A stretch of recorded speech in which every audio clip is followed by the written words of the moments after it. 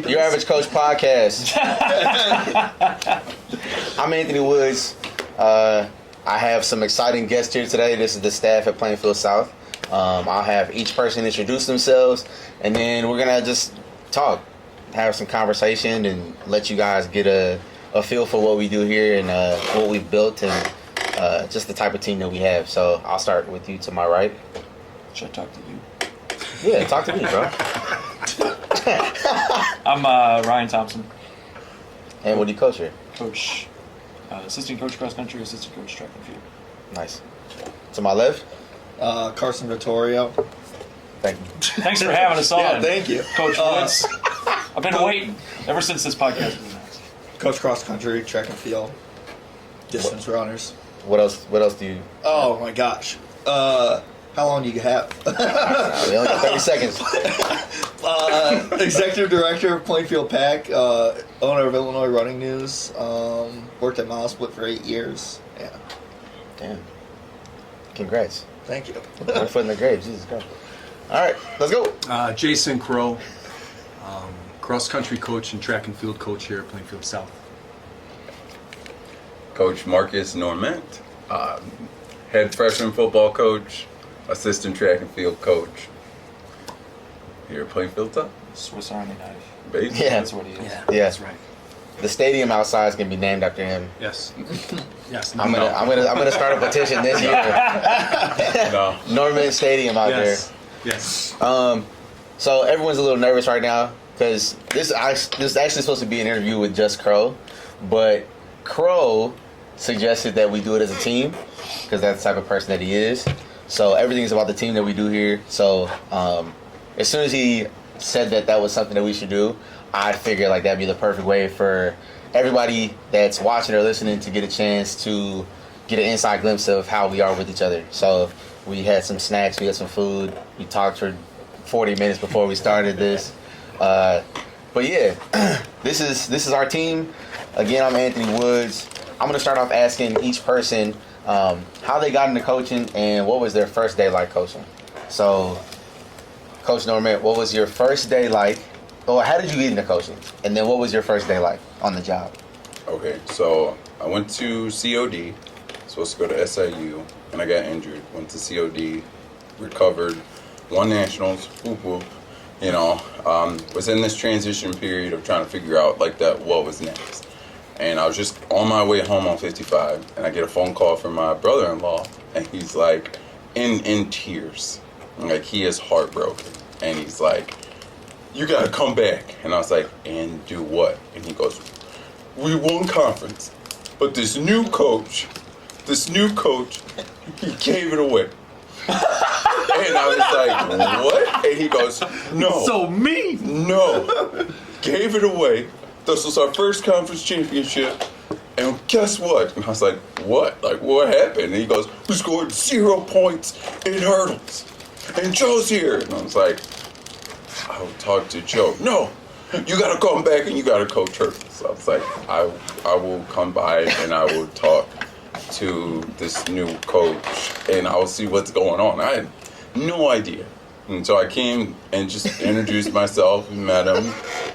He told me what happened, and to explain to all the people, there was a 4x4 in which Plainfield Central had won, but they were not all wearing matching uniforms, therefore they were disqualified, which then deemed Plainfield South isn't that correct? No, different story. We talked about this today. Okay, A kid stepped in front of somebody or something. Did they cut someone off? Okay, so then it wasn't a uniform. So this is glad that we're all here. This is what happens over years, where stories Game of just telephone. get Game of changed. telephone. Right. So you tell telephone. them. I was there. Right, so The game of telephone started with a the little year was phone call. 2006. Yes, and then not to take away from you, but what happened with the DQ was Plainfield Central, which won the conference meet, and they earned the conference meet. They won the 4x4. We took second to them.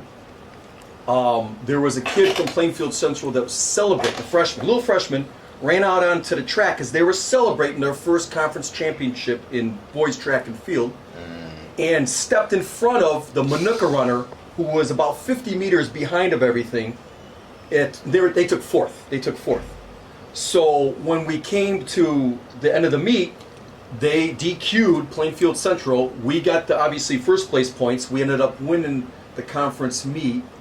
And right away everybody was like, well, can they do that? Can this happen? So Games Committee. Yeah. Games Committee came ahead, to make a long story short, and I simply said, no, we need to earn it. We're not walking away and taking the conference championship from Plainfield Central because they earned it. Like I said, what happened with the DQ had nothing to do with the race going on, had nothing to do with Central winning it and us coming in second. They earned it. So therefore I said, we're not taking the plaque, and congratulations to the coach from Plainfield Central. And I went over and explained that to our team, and I said, we'll always earn things in life. And that was one example of that day. I think the cool thing who's the was Central coach? And thus, that was And there was kids that were upset, but there's also kids Yeah. that Steve understand. Lawrence. Yeah. And you could talk to Jake Winder about it because he completely understood. And he explained, he was the leader of that team, and he explained to the guys, as much as this hurts today, it's something you're going to look back on in life and learn from. And I don't want to get ahead of ourselves. Wow. no, but based on that moment, spawned a phone call, and that phone call led to me coming to South. There's a lot of phone calls in this. Oh, yeah. Which was a blessing Yeah. because we've been together ever since. Yeah. So Coach Crowe just completed his 20th year, Yeah, 20th year as head coach of Plainfield South track and field. and then Coach Marcus is going into his 20th year Yeah. at Plainfield South. And we'll get to another phone call soon enough. All right. So then, Coach Crowe, how did you get into coaching, and what was your first day like? Oh my goodness gracious. So how did I get into this? This is going to take too long, but I got to get a really short condensed version. I was originally a finance major and in business, and I worked down at the Board of Trade. I got to throw that in because that's how I got into education. I was working down in the Board of Trade in commodities, and I started out as a runner, no pun intended, and then I was a trade checker, and I was a broker's assistant, all that stuff leading up. And I was studying to take the Series 3, and I was going to go into commodities, and I wanted to make a lot of money, and Was making too much money. Life was getting too easy. but I saw a world that didn't make me happy. And I'm serious. So I'm like, I need to do something in my life. And I was in my mid-20s. And I went back to school, to make a long story short. And I'm like, I want to be a coach, and I want to become a teacher. Because I want to help kids. And I want to do something that I'm going to be able to feel good about myself rather than making a lot of money. And I know that people are saying it's crazy, but no, seriously, it was empty. And that's great for some people. That's wonderful for some people, but it wasn't for me. And that's what you have to find is your niche in life. So I went back to North Central College and majored in PE. And I started coaching while I was still in college. My first year of coaching was in 1998. And I'll get back to that in a second. But then I played football at North Central College in 99. I was at JV, defensive end, started out as quarterback. Long story, really short, but I loved playing the game there one more year, and then I went back to coaching again. So go back to 98. I coached freshman football at Joliet Catholic. I graduated from Joliet Catholic. I was a part of the state championship football team, one of their many state championship teams, and which has influenced me as a coach today. But 1998 was my first day, and I don't want to get emotional, but and I love it here at Plainfield South, but going back to where I grew up and my family grew up, and I remember my first day of football. It was summer camp, very similar to summer running. It was summer camp. It was really early in the morning, and I got there right before practice started, which I've learned is not the thing to do as a coach. And it was so foggy, you couldn't see anything. And Coach Sharp, Dan Sharp, was the head coach at the time. He just came back to Joliet Catholic as well the year before, and I wanted to coach under him. That meant so much to me. And I remember the first day of practice, like I said, it was walking up, and I hear things already started and rolling. I'm looking at my clock. It's not even 7 o'clock yet. And here's everybody out, and they're getting after it. They're warming up already. And I'm like, oh my God, I'm late. And I finally get through all the fog. I'm not kidding. You couldn't see. And I was like,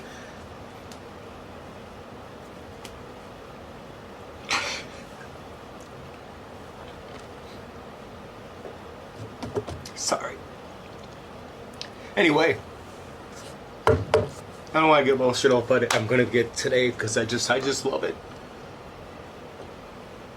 Anyway, and the first day was special.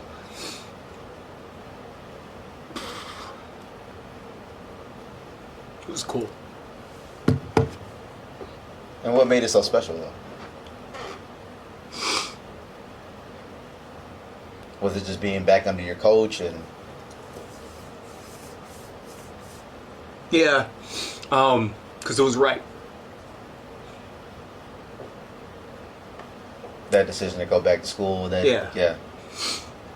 Taking that leap of faith out yourself. Taking a leap of faith, Yeah. and it was right. It was the right decision to do, and I felt good, and I felt happy, and I just realized that this is where I belong.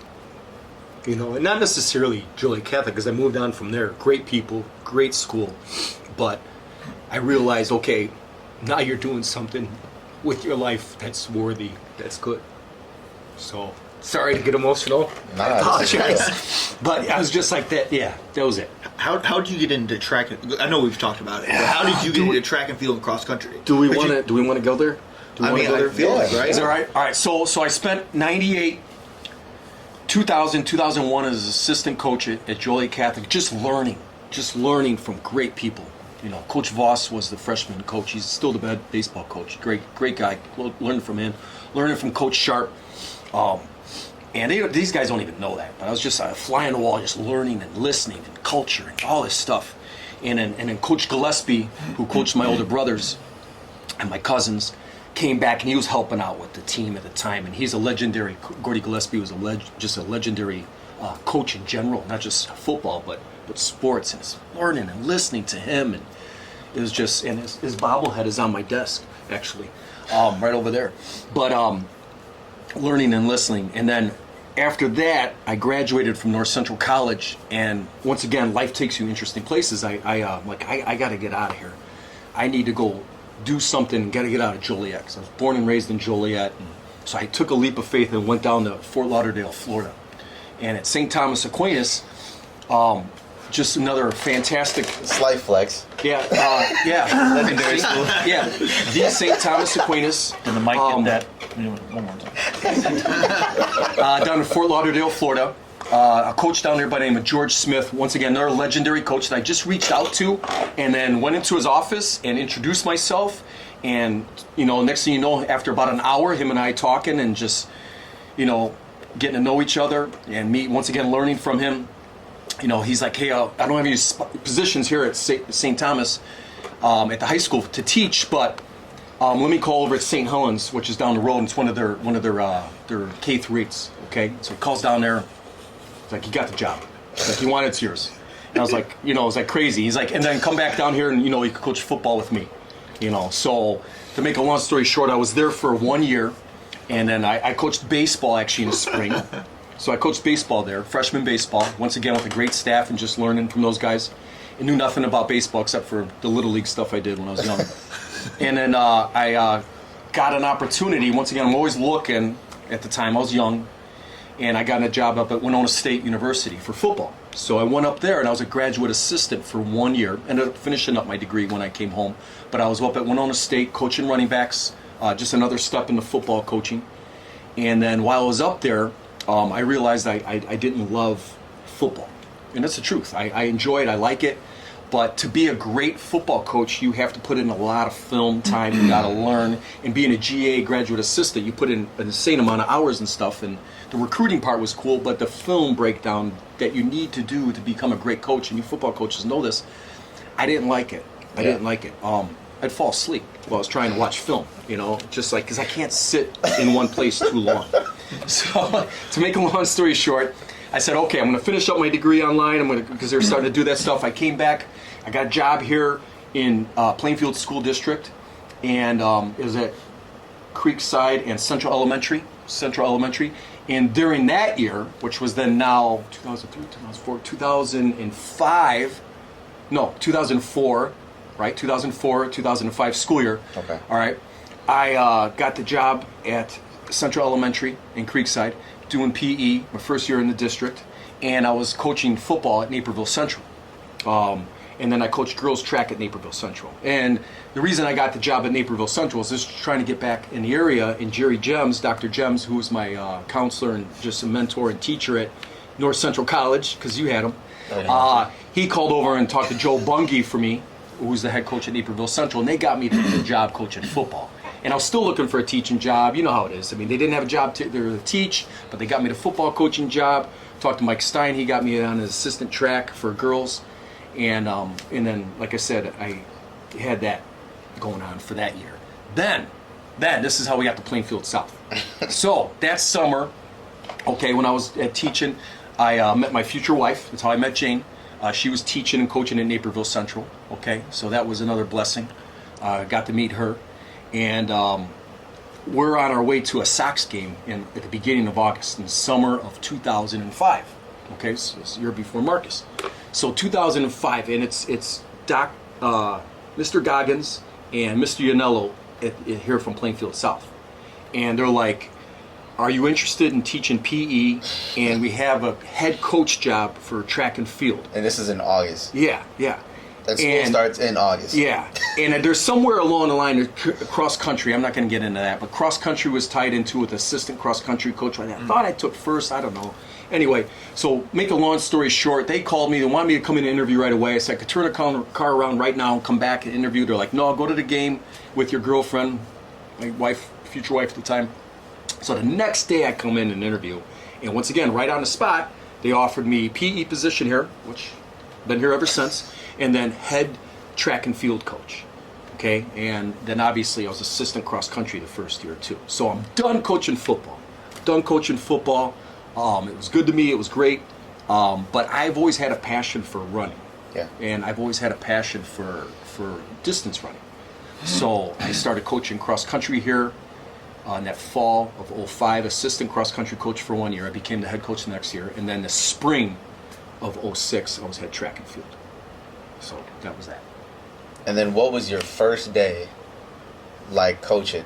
Being the head coach here of a new school for you, a school that only been open for 2 years at that time? Yeah, well, maybe three. Okay, 3. Yeah. No. He's in 06. It opened in 01. Yeah. So 5 years. Yeah, 5 years. Yeah. A relatively new school. Mm-hmm. What was that first day like being the head coach?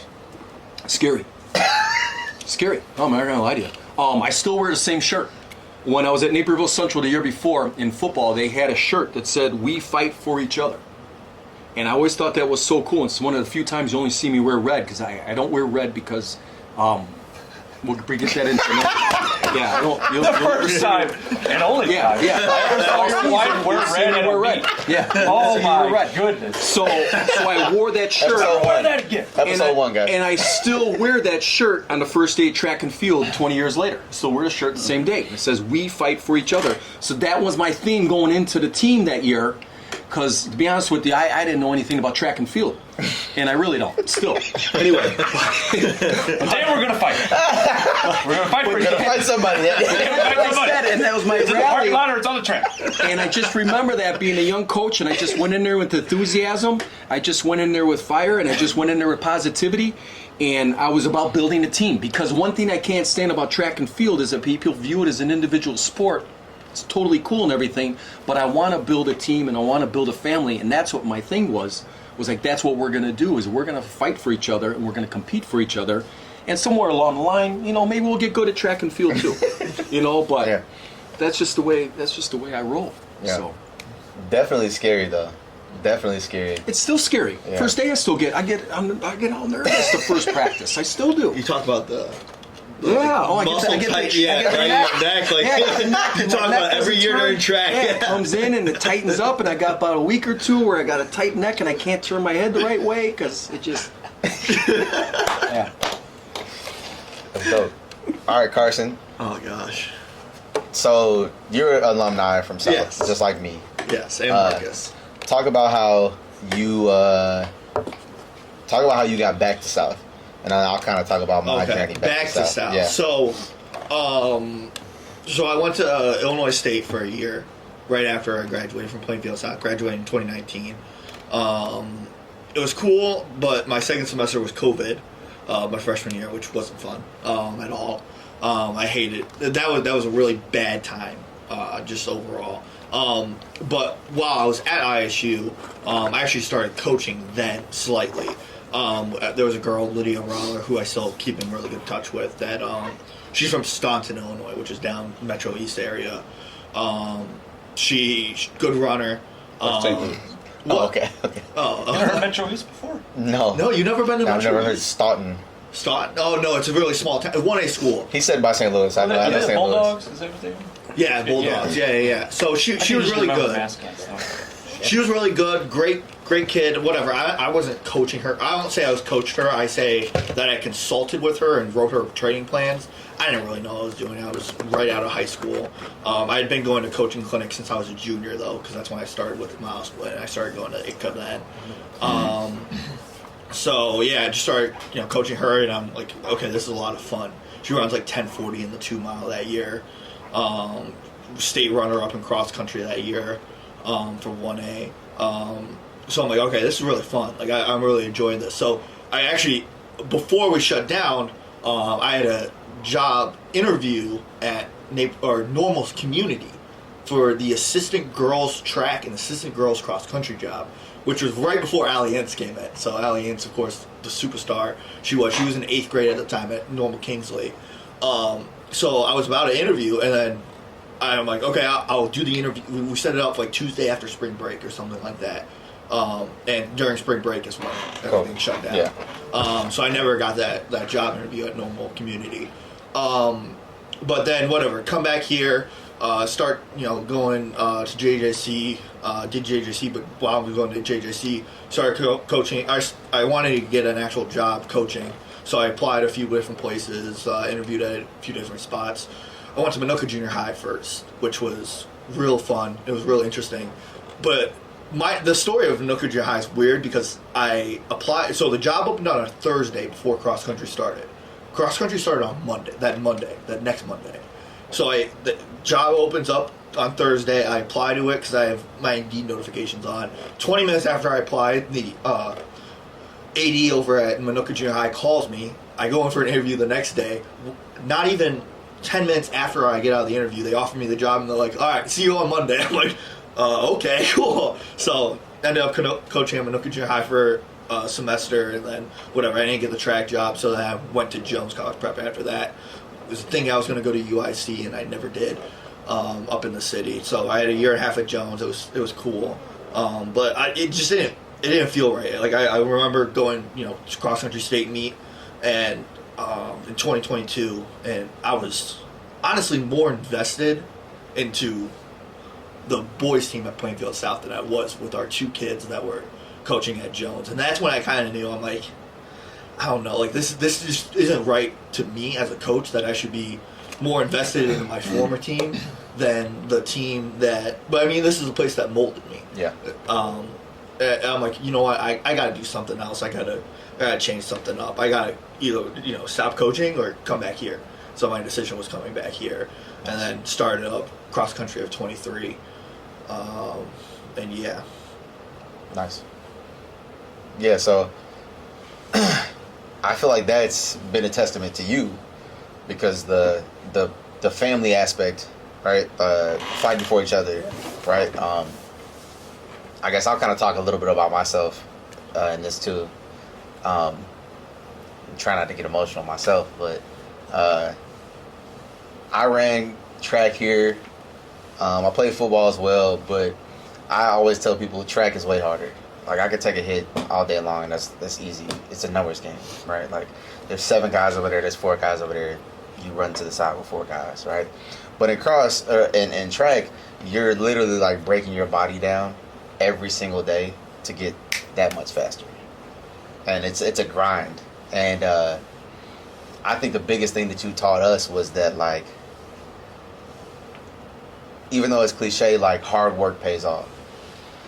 And we weren't very good as a unit, but me being here, I felt like you guys shaped me into the leader that I believe I am today, because you guys empowered me to be so. and that was part of the reason that made it easy for me to come back to South. I went away to college in Kenosha for a year, came back, and I was like, okay, I need to do something that. Yeah, exactly, right? The Redmond. Let's get back on that NCC. That's what I'm saying. Bring up some more North Central. Yeah, we stunk. When I came back here, and I was like, I want to do something that like I enjoy, something that's like fun. So I started talking to Boobas, and Boobas was like, come back and coach football with me, and I was just volunteering and stuff like that. And then I don't know how, but I was like, Crowe, I'm already volunteering like football. Yeah. Can I come and volunteer, with the track team? And you were like, yeah, of course. Of course. Yeah, like what are you talking about? Like, let's go. And I remember it was nerve-wracking because it's like, I don't know these kids now. Like, a lot of these kids I don't know, at least. I've never been a coach before, but I just want to help out. And this was 2019, right? Yeah, around there. It might have been 2018. It was before COVID, though. Yeah, it was before COVID. Yeah. So this was your, I think, number. My it was 19 because that was my senior year of high school. Okay. Yeah. And what these two men right here did for me, was probably one of the best gifts I think I've ever gotten in my life. If you've never been at Plainfield South, there's a Hall of Fame with everybody's picture on there that you've done something excellent. You've qualified for state. You've won a state title. You've been a regional champ, etc. And now I'm gonna get emotional.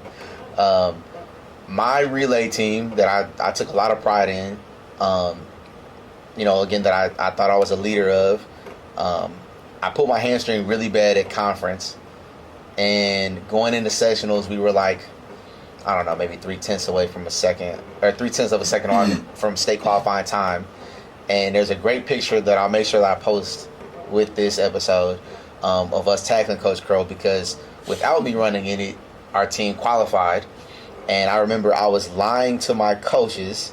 I was lying to Coach Bowie. I was lying to Coach Marcus. And I was telling them like, "No, I'm good. Like my hamstring's good. Like I can run this state. Like just put me in." And Friday Night Lights. Bowie Miles. And I was lying my ass off. My hamstring was so bad. It was so hurt. Oh, we knew. And I was just lying, and I was like, nah, like, and I'm practicing every day, and I'm just like fighting through it. And long story less long, we go to state. We don't make it to day 2, and one of the biggest goals that I had was I didn't want to leave the school without my face being on the wall. That was like something that I really wanted to do, because I knew that it was part of your legacy, and it's something that nobody can take away. And above me, feeling like I let my team down by being hurt, like I felt like I wasn't able to leave the legacy that I thought I had worked for. And then I remember coming back after my freshman year in college, and I see my face on the wall, and I'm like, what the hell am I doing up there? Why is my face on the wall? And Coach Crowe said, because you deserved it. You were a leader of that team, and we know what you would have done. And I think, somebody could correct me, but I think I might be the only face on that wall that's undeserving of it. Because I didn't actually do it, but the fact that these two men fought for me to be on the wall, it solidified that this is the place that I belong, and this is like my tribe. So yeah, so fast forward, I come back, I volunteer coach, and there's another sprint coach, and I'm just trying to assist him as much as possible. And this is where it gets funny. So we have a coaches meeting at the end of the year, and unfortunately the sprint coach resigns the next day. And I want to say it was like 7. A Friday though. Yeah. I want to say it was just early. Yeah, and I get a call from Coach Marcus at like 7:00 in the morning, and I'm letting my dog out, and he goes, "Yo, you see the email? And I said, no, what are you talking about? 7:00 in the morning. Who's checking? Yeah, like, what are you talking about, dude? Like, it's the summer. Like, dude, like, what are you Laptop is closed. Like, what are you talking about? And he goes, he just resigned. He said, you're the new sprint coach. I said, what? What are you talking about? He's like, you're the sprint coach. Like, it's yours. And I was like, all right. And I just remember, like, that whole summer, that whole, like, year up until the next season, like, I was just studying. Like, I don't know another coach that studied more in that 8-month, 9-month period where I had to wait until the next track season. And then we ended up going to, like, I went to my first ITCA clinic with you guys, and, like, I was just studying, like, because I was like, I don't want to screw this up. And still to this day, one of my goals is I want to be the best sprint coach in the state of Illinois, and it will happen. It will happen. And fast forward to the first day of track, I see like 40 kids that are looking at me, like depending on me to give them advice on how to be better. And I was just like, all that studying, it didn't do it. It didn't do nothing. Like, it did nothing. I'm here with these kids looking at me, and I was just like, fake it till you make it. Fake it till you make it. And I was like, I know this stuff. Like, just act like you're confident in it. Yeah. And yeah, like that's all I really could do in that moment. But I was scared shitless. I was scared. That was a rough day. But here I am, 7 years later. Isn't that crazy? Yeah, It's Nuts.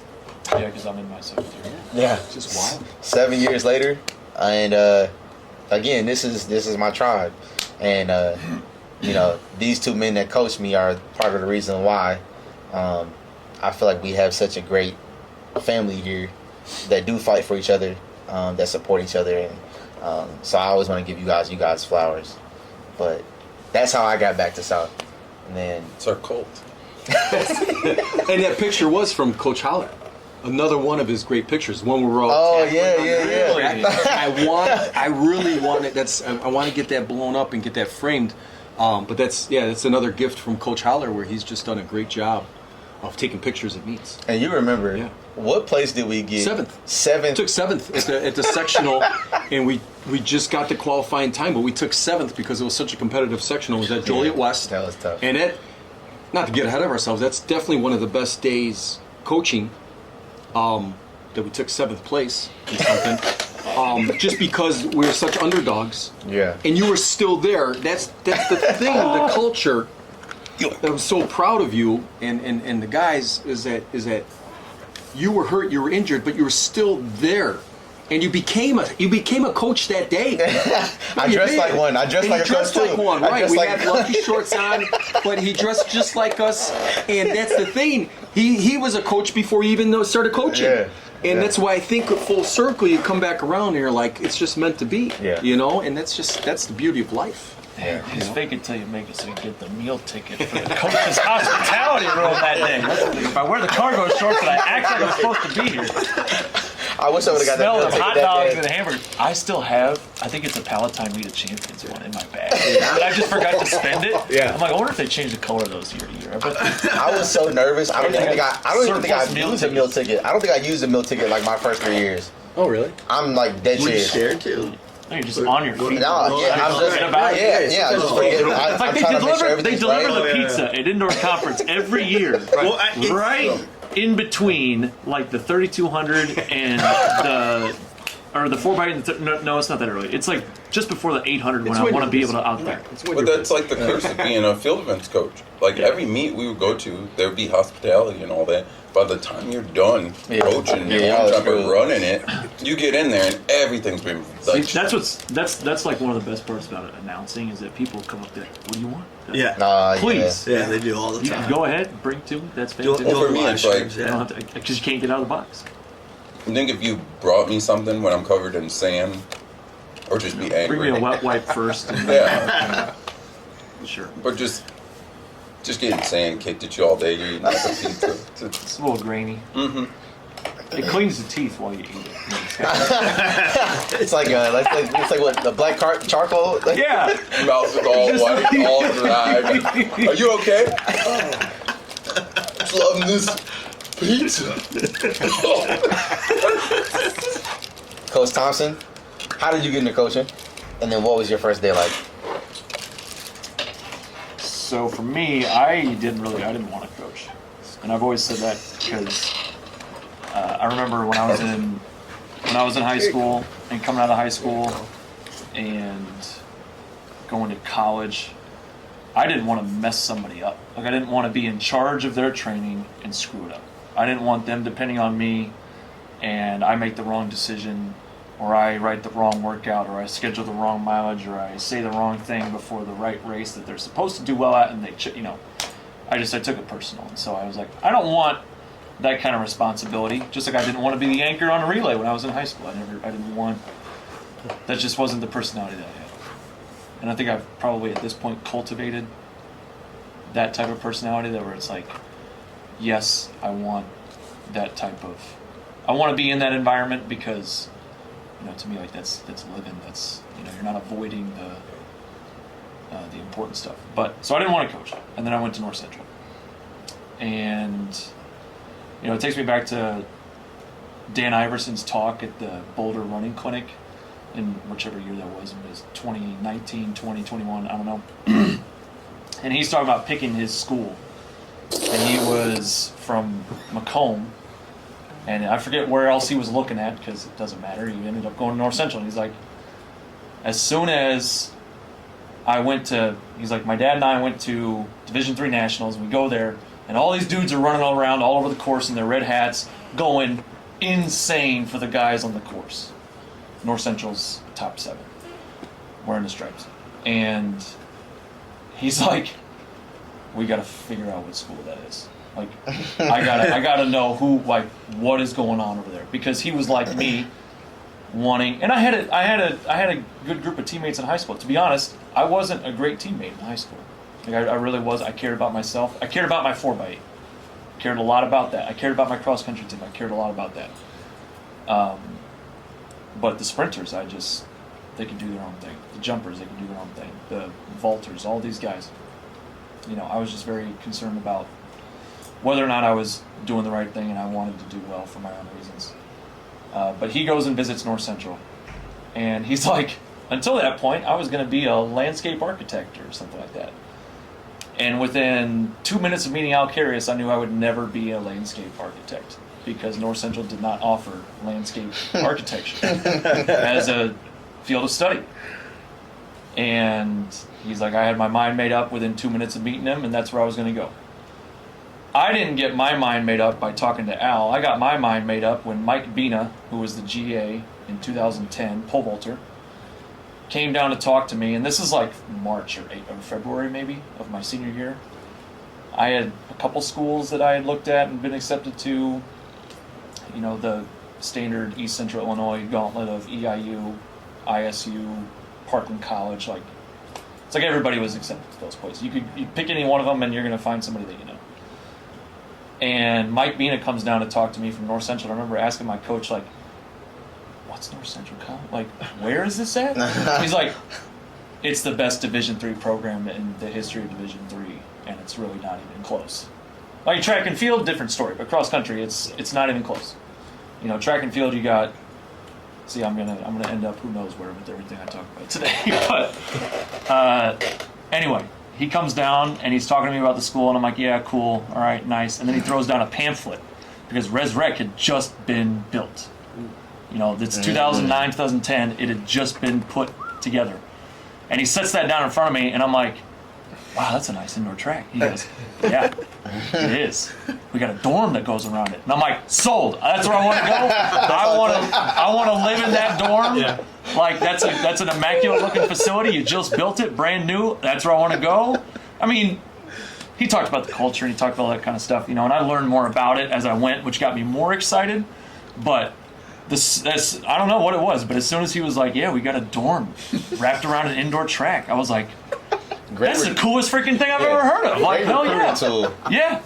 And so then I took a couple visits, and I wanted to move in on my first visit. I was like, I'll come down and run the races with my team, but I could just move in right now. I was ready to go. Bye, Dad.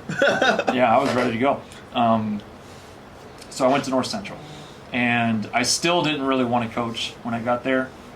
I just wanted to enjoy running for the next 4 years and try to maximize what I could do there and then be done with it. Honestly, I was like, this is not the easiest, most fun activity to do. I'd like to find something else that's enjoyable. I thought maybe I would start like bike racing or something because I still wanted to be in shape.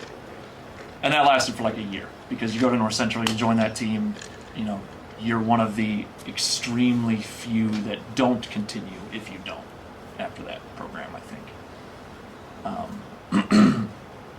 But that set me up for how to cultivate a culture, how to reinforce the right attitudes, how to support each other, how to lift up your teammates, and I still wasn't a great team. I didn't really learn how to be a great teammate until I was already out and gone. Like, I wasn't awful. It's not like I went to meets and just didn't care about what was happening. I supported my friends, I supported my teammates, but I didn't have, as Al would put it, the knowing, didn't get it and why you're doing what you're doing, probably until I got here, honestly.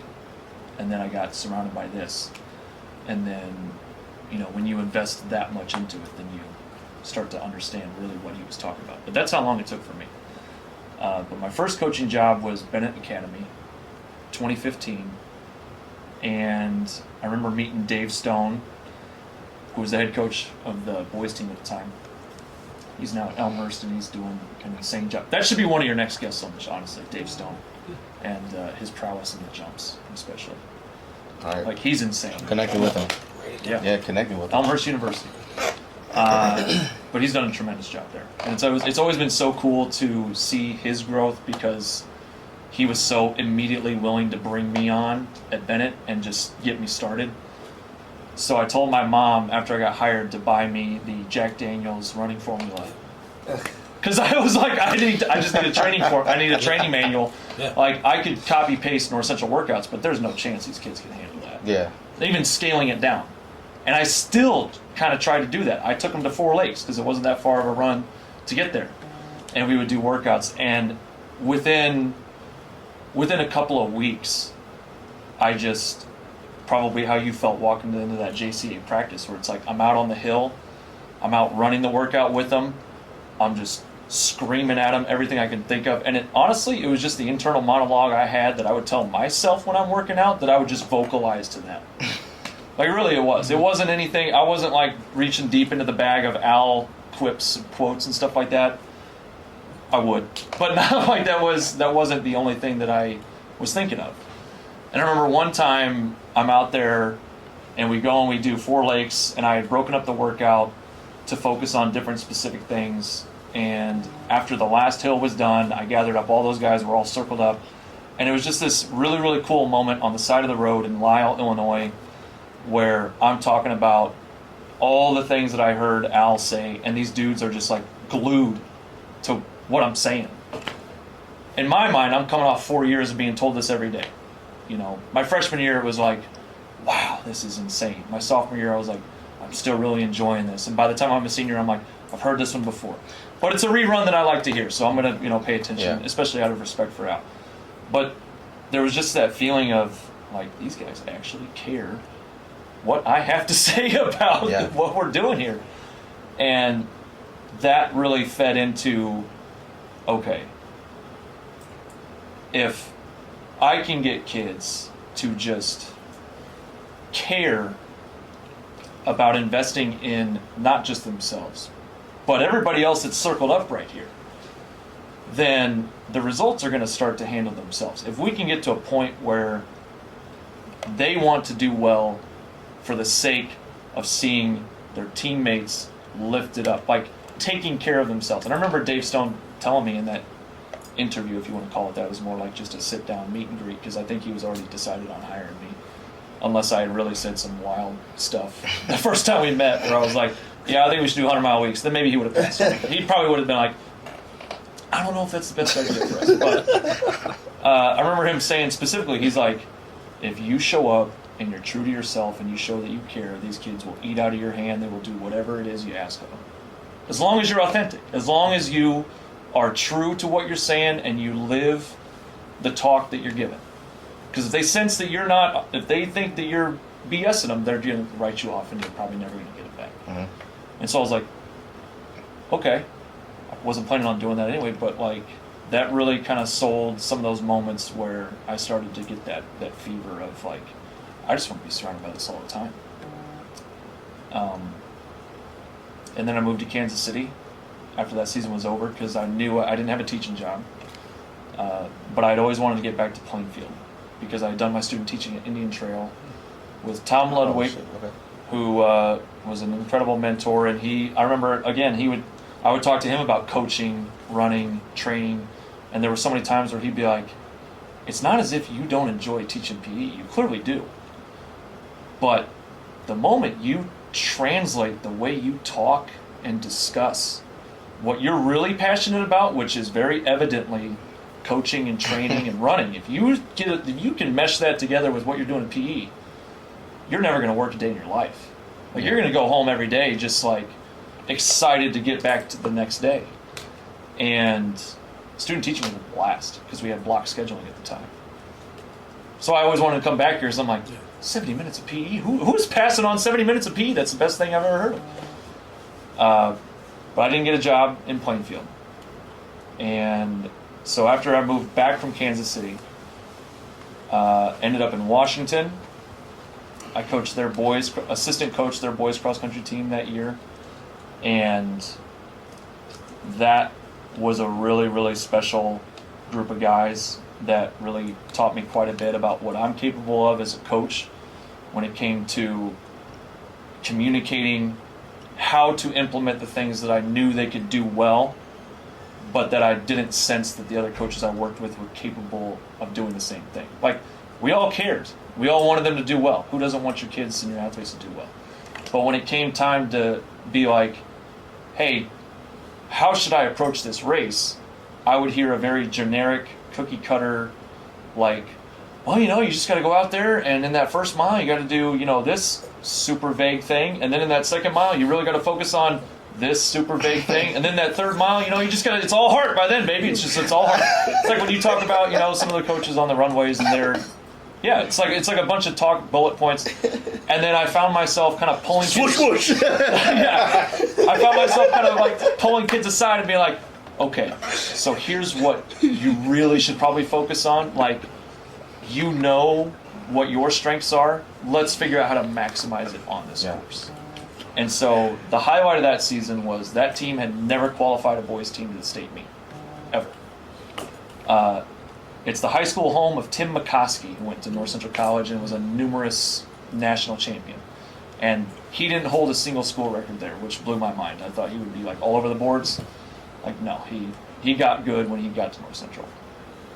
But it was just the joy of teaching those kids about the sport and how it works day to day. Anyway, highlight of the season, sectional meet, and this is another thing that I've carried forward from that season. Every place I've been to, there's been something to take with me. And Gene Jones, the head coach of Metamora, who was in, at that point, his final decade of coaching, he's now retired. He had yanked his his number one runner from the lineup going into regionals, which we saw him in jeans, and we were like, what the heck, did he get an injury? Maybe they're saving him for sectionals. They don't need him to qualify to sectionals. They were that good. And then he was wearing jeans at sectionals.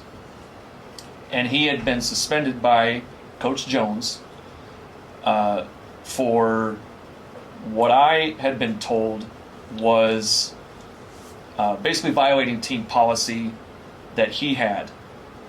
The rules that he had in place that were, basically about just, standards he had. Detrimental to the team. This kid was, keep in mind, this kid was a state champion of the 3200 the year before. Very, very, very good. And we saw him in jeans at sectionals, and we were like, wow, he's not racing today. And it was at Normal West, and my family was there, which was awesome. And it was just a really cool moment at Maxwell Park. First team that I qualified was not Plainfield South to the state meet on that course, but it was Washington because we beat them by 2 points. for the final qualifying spot down there. And just the joy that those guys had, that the whole season long they've been talking about qualifying and, to do it there. So I leave that job. It wasn't really working for me. I end up in Glenwood, and that's another place that I cherish that experience. That one really taught me a lot of things about how I can, again, look at, even just down to a single section of a race, give a kid a plan, tell them how to execute it, and it can be pulled off exactly the way that we had discussed it, because Mitchell Bergen on that team had never broken 5 minutes in the 1600, goes into sectionals. 2 kids in front of him had run like 4:55, something like that, but we knew exactly how they raced, which was balls to the wall from the gun, hang on, outlast everybody else. I remember pulling him aside and being like, listen, these twos are going to be throwing like haymakers at each other. They're going to be fighting for position against each other with nobody else around. You know that's what's coming. So just lay back, wait, run them down. And he pulled it off flawlessly. And I remember tearing across the track from the far side with like 2:50 to go as he flies around them and just completely torches them. And I just remember like running across the field, pumping my fist, so amped up, and just thinking like, man, what the hell is better than this? Just being able to mentor somebody, have them put their trust in you, and you deliver on what goals they say they want to achieve.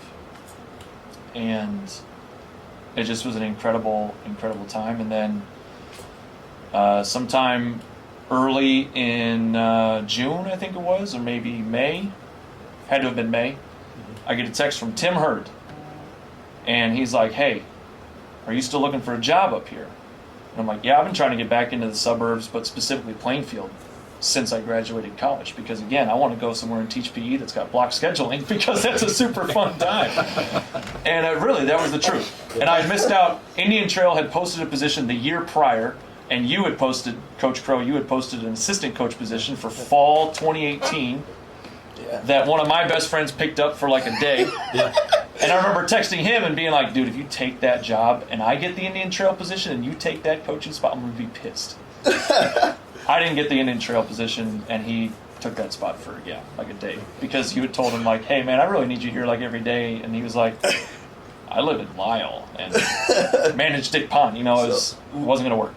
I was on the team with that. We always joked around that we always pushed them out because we did like a tempo 400s workout that day, and we had a bunch of our guys, and we were like who is this guy? Whatever. I think you might have said that he's like, I don't know if you said he was assistant coach yet, but you just said he was here for a workout. And I remember like Christian Knowlton being like, I'm really like, Mitch is, or your friend is running with them, and Christian Knowlton's like, why is this guy hanging with me? And I took it really personally. I just tried because he's legit. That's why just tried dropping him in the workout, and then he didn't come back the next day. So we're like, oh great, Christian scared him off. Nothing to do with it. Yeah, but no, that was a joke on the team. So Tim texted me asking if I want, or if I'm still looking for a job up in the suburbs, and I'm like, yeah, absolutely. He goes, okay. Well, I don't know what your teaching looks like, but I just talked to the head coach of Plainfield South at NRC. You had come into the 59 store, and you said you were looking for an assistant coach. And Tim was like, I think you should give him a call. If I had to join a coaching staff in high school, if there was a guy that I trusted that was doing it, and he said all this, I could text him at some point when I'm not talking here in the next few minutes, but he had said that you were an incredible coach that cared deeply about his guys, was passionate about it, knowledgeable, just singing your praises. And I was like, sure, yeah, but I need a teaching job. And then it's like, I think I might have gone on to the district website and saw that there was an Aux Sable position, and I was like, oh my gosh. Now you emailed him too. I could, I was like, now you emailed Aux Sable. There's a job at the school that feeds into, and that's what I've been waiting for. Because my entire MO from the time I decided I was going to coach was, I'm not going to teach high school. I will, but that wasn't my goal, because I wanted to teach middle school so I could recruit for the team that I coach at the high school. That was the entire, as miserable as middle school PE can be sometimes. The price. The honesty on the pod. It's Any middle, I mean, there's probably not a middle school teacher that's gonna, unless they're teaching private school. I think any middle school teacher would say that it's the trenches. A lot of times, it's not awful. It's just it's challenging. Yeah. It's challenging. Kids are on the top of the ladder. 8th graders think they run the show.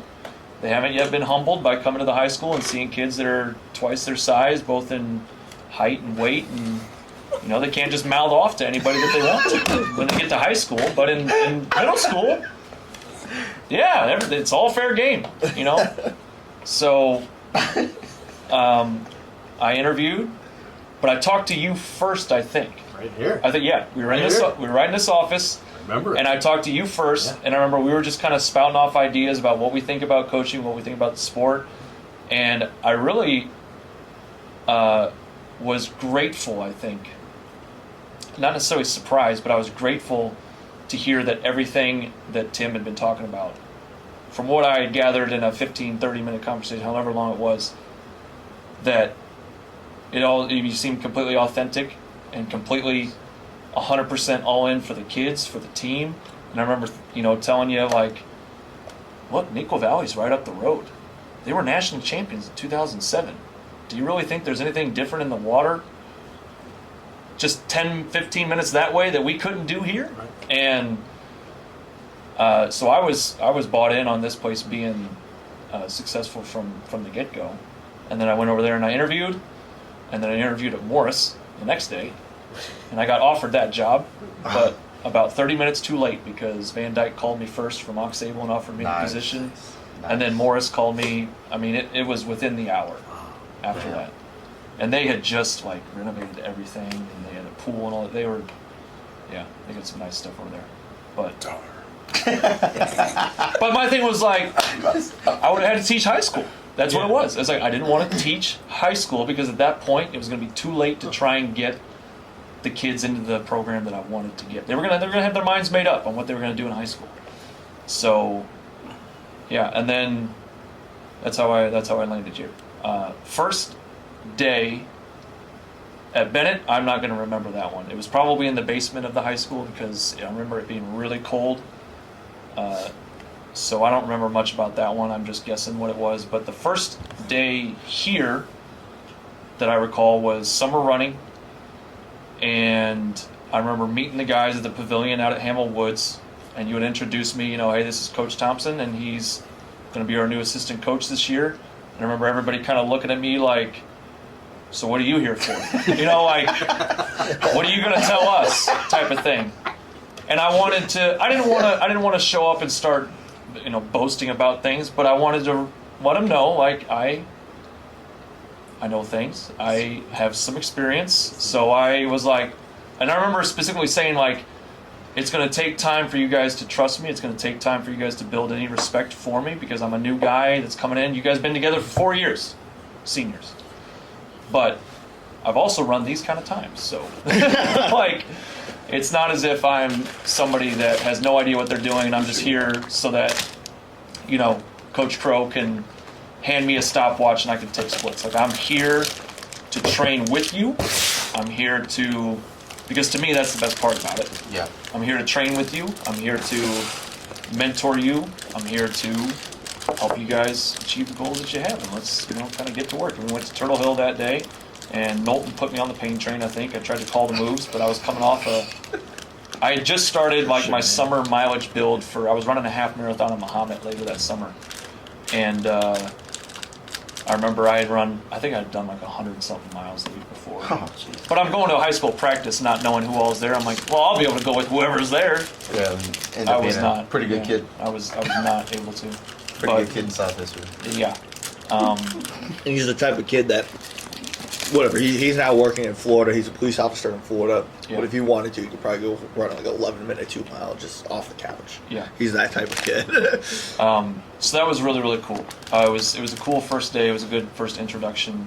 But the thing I want to add, because I think in the discussion of firsts, I think the thing, and I'm sure Marcus would have, I don't know how many examples of this, but I think the first moment that really I think, got me to not just, I was already taking this seriously, but when I realized that you were truly willing to do anything, that you cared so deeply, more so than maybe any coach I've seen at least show.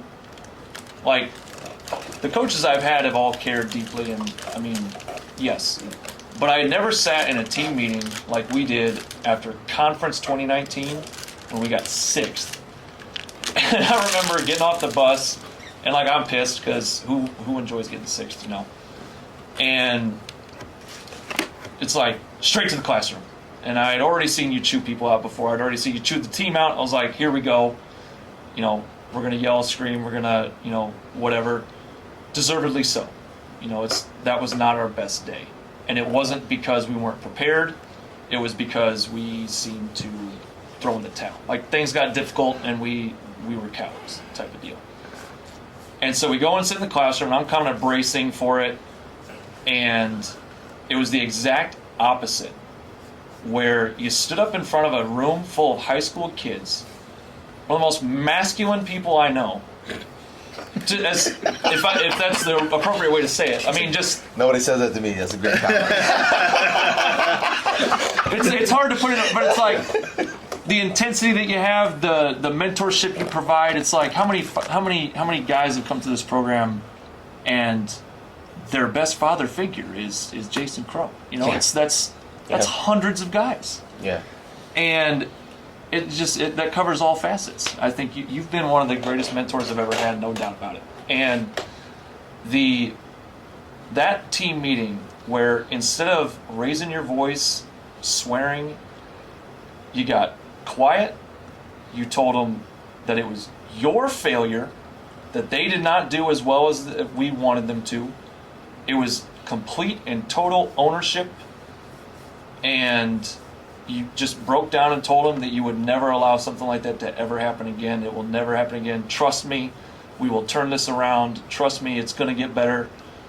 And I just remember sitting there in awe of, like, I've never seen a coach in my life, any sport, say that, talk like that, show that emotion in that way. And I remember before I left, I walked out to the double doors over there, and Grant Trentz was either waiting on his ride or waiting to give somebody else a ride. And I just remember looking at him, and I was like, you guys don't realize how lucky you are to have this guy as your head coach. Like, you really have no idea. You have no idea what it's like to have somebody like that completely own your guys' failure and say from the depth of his heart that is never going to happen again.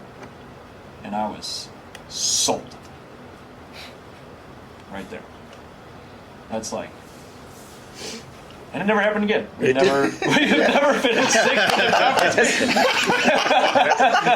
And like you said, we're never going back. Yeah. And here's the cool thing about it is that we haven't gone back, but it's because of you. It's because of you. It's because of you. It's because of you. And working with you, just with distance, it's resulted in a state championship. And yeah, we'll give the credit to the kids 100%. But what we've accomplished since that day of 6th place at conference is not going to happen without everything that you've done. It's a team effort. Yeah, team effort. It's a team effort. That's why we're doing this as a team. Speaking of team, real quick, the Bens are not here. So I just want to give them some praise real quick. Ben Delane is our throws coach. He's not here today, couldn't make it. Tremendous throws coach that's just taken our throwers to a whole new level. 2 years in a row we've had state qualifiers in the discus, which is just awesome. And then, like I said, shot puts, we got a junior who just threw 50 feet this year and just done a great job with our throws. And then we're really happy to have I'm still trying to pull up a photo. Ben Wittenkeller's back doing pole vault and talking about somebody who's passionate about their event. he's Yeah. really stepping up with pole vault. So I just want to give a quick shout out to those guys For sure. that are Win part of might our. be out of town. Yeah, he's in New Mexico. He's Round mountain Mountain, biking. yeah. He's mountain biking in Biking. New Lenox. New Mexico. Right down the road. He told his son New Mexico. He's just over in New Lennox. All those mountains in New New Lennox. Mexico. Sam thinks he's halfway across the continent. Sorry, dude. Your dad just wanted to get out of the house. Oh my God. It's a lot of mountainy trails out in New Lennox. I'm gonna call Ben because he's in New Lennox. You see Ben out there, buddy? Next question. I'm glad. We're only 60 minutes in at this point. I know. Yeah, we're over. I think you were. Yeah. Holy moly. That's all right. We're gonna wrap it up soon. It's all right. Just play the music, Marcus. This will be part 1. Maybe we'll get part 2 someday. Well, actually, I was gonna mention that in this podcast. Yeah. Every guest that I have on here, at some point, I want to have a part 2, because it's things are gonna change. People's lives are gonna. There's things you miss. Yeah, like from today to next year, maybe there's another state championship. You know what I'm saying? Like maybe there's another kid that goes D1. Maybe there's something interesting in your life, right? So I do want to have every guest on for part 2. We're gonna get our individual one though, just you. Okay. But I'm glad that everybody has essentially said the same thing. Like this wasn't scripted at all. I said it in the Holler interview.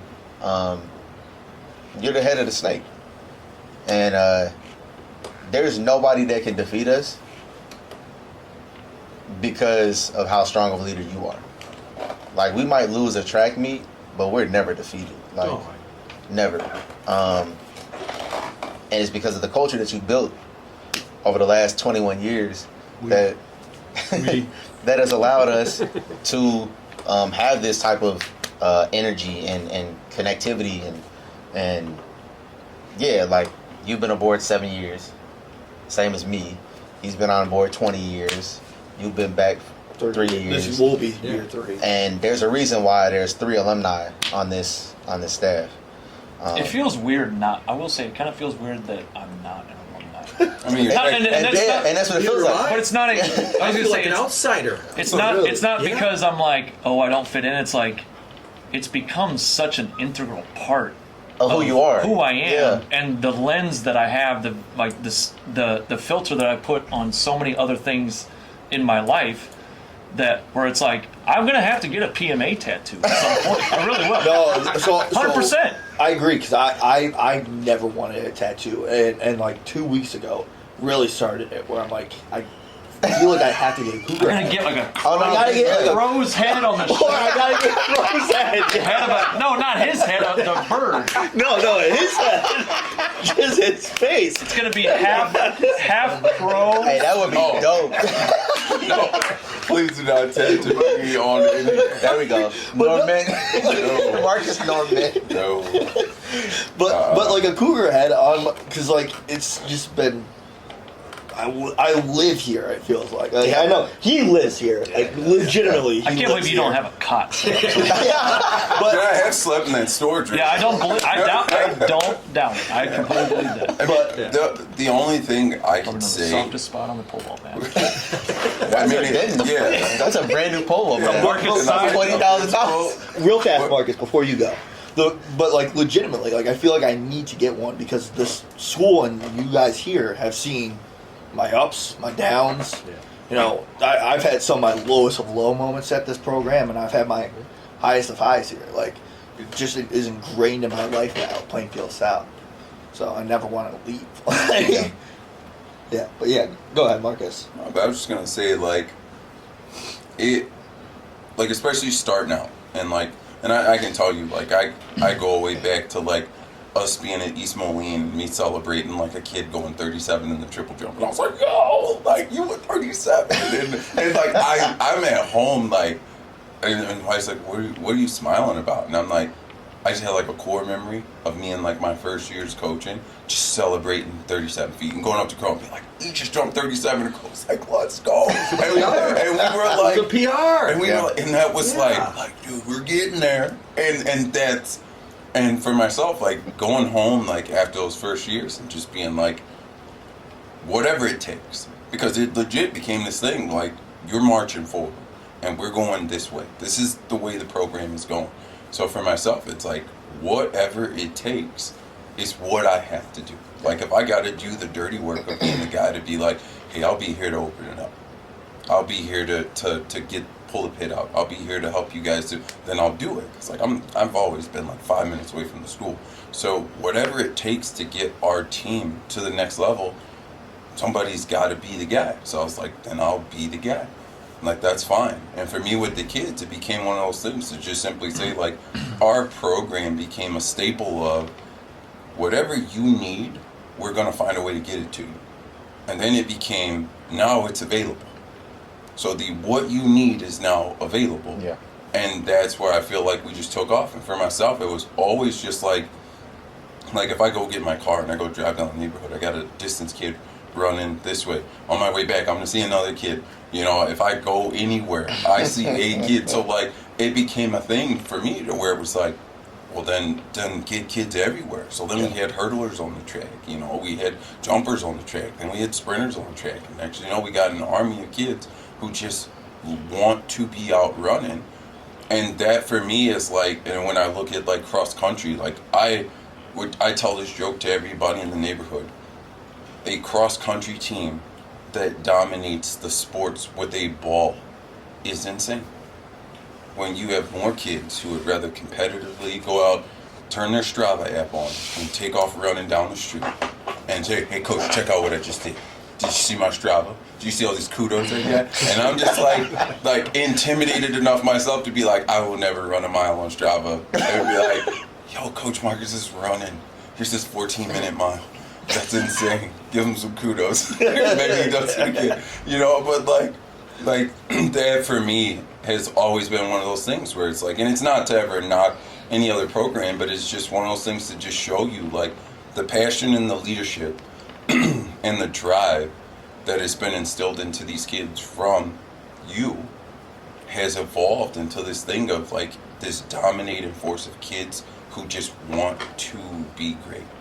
Kids who come in and from all walks of life and they just become Plainfield South track and field or cross country. Even kill. Like everybody who comes here is wanting the same. Yeah. Like whatever your background is, that's just that. And they work, they train, they bust their tails, and it all comes from that. So for myself, it's like, you know, even if you gotta be that dude in the shadows who's, you know, here early in the morning and then you're back at night, if that leads to that kid getting that scholarship, then it's done. But it's also led to our team becoming that much better. You know, from us celebrating the 37s to us celebrating the like, oh my God, like the state championships, the conference, like all those things. So, you know, I do what I do because the dude I see in front of me is somebody who I feel like, you know, you gotta keep going, you gotta keep going, you gotta keep going. So for myself, it's like you try to climb, like keep up. Don't falter. Yeah. Yeah. Testament to what you built here, again. Like, we got outsiders that, you know, they feel like they've been here the entire time. I understand what he says, though, because I almost feel like an outsider sometimes, too, because I didn't graduate from high school here, you know? And, yeah, it's almost like at times I'm like, I envy. Just wasn't here. It's like, all right, It just adds that little yeah, that little extra. and For sure. It does. But it's really special. Yeah, I It's always say really I'm special. lucky that I get to coach at the place I went to school, because it just adds that like extra sense of like pride and like ownership of it, because this was my old stomping grounds. I remember walking down these halls and, you know, trying to ask my dean for a pass because I was running late to class. You know what I mean? Like I was here. Like I know what it's like. So I had this like extra like connection with the kids that we have, because I was once in your shoes. Yeah. Like, Yeah, literally. it's got to be a powerful thing to look at somebody that you're coaching and say, you know, I was you once upon a time. Yeah. Like, just rewind the clock X number of years, and I'm standing where you are doing what you're doing now. Yeah. And I like, I don't know, it's such a, to me it's such a weird thing, and whatever, you two are examples of it. for me personally, like, why no, like, because of what you've done here, like, why you would want to go elsewhere, if you know, except for the place that you've been. Like, that's just, you know, coming here, and like, I almost feel bad for other people maybe that they haven't had like a great experience at their own high school, that they get to have that, because I feel very blessed over my time here with you guys. Well, you three were on the staff when I was here. Like, it's just such a cool thing. Like, I couldn't understand like somebody saying, hey, yeah, I'm going to go elsewhere. I understand whatever, for whatever reasons, you know, job wise, whatever, but if you have the opportunity to stay at the school that you went to, to me, it's just something I can't comprehend personally, because I've had such a great experience here. Well, I think, like, when I can tell you as the oldest alumni here, you know, being that one who, like, I didn't get to get coached by you, but it's more to put it out there in the sense of, I think in our class of 04, we're the only ones who have, like, I'm the only one who's come back. But it's not that I'm the only one to come back in that sense of, like, us coming back and training. It's more or less to say that it wasn't instilled in us that we were a family. Like, this was a team. Like we knew what we were competing for. We knew what we were fighting for. But it just became one of those things of just saying that, like, when you look at what you've instilled, you've made track and field into more of a team thing. Like, you've made us more connected to where, like, when we were here, like, I remember Patrick Green and all those guys, like all the throwers, like, we were all friends. We didn't hate each other. But we also, like, we didn't really talk. Like, we competed even at track meets. We talked more or less as, like, if we're in the tent together, you know, if we pass by. But most of my time spent here was, like, I have to get hurdles to that point. So it was just never a thing of, like, get into bond with your teammates. You know, like, that wasn't a thing. Yeah. And so when you look at now, it's like this is more of a family than it is a competitive unit. Yeah, we got throwers cheering on distance runners. We got distance runners going to go see our throwers throw disc, and yeah. But I'd always laugh because, like I tell the kids, like, shipping off to Boston comes on, and I'm like, guys, like, People want to, like, go through a wall. exactly what it's like. It's track. Calm down. I'm gonna find a way to put that in this video without getting copywritten. I'm gonna sneak it in there. It's impossible, man. You just gotta I trust me. Trust me. I've had live streams where I get copyright on YouTube. There you go. On live streams, because, like, there's, like, little parts of the song that goes in. Maybe I'll put it in, like, they're Morse code. insane. Yeah, I'll there you put it go. like Morse code. I have it like flashing with like lights. Start putting your flashlight on. All right, so as we start to get towards the end, what is one of your proudest moments from this past season? Towards the end, Crow's got another 37 minutes we can use up here. He said 5:30. We're gonna get your money's worth out of that. Season? Only the past season, because You know what?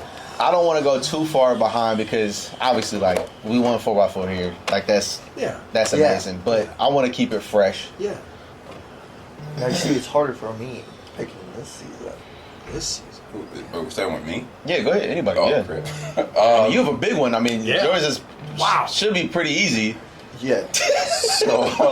So I would say the proudest thing for me for this last season, I think this is the best jumpers class I have ever had in terms of, like, just starting intro freshmen and some sophomores. Like, they are the best jumpers.